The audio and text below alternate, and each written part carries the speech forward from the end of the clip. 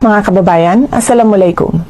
Ayon sa isang nagpakilalang testigo, may kinalaman umano ako sa Oplan Tukhang, sa Davao Death Squad, at sa mga insidente ng pagpatay o extrajudicial killings sa Davao.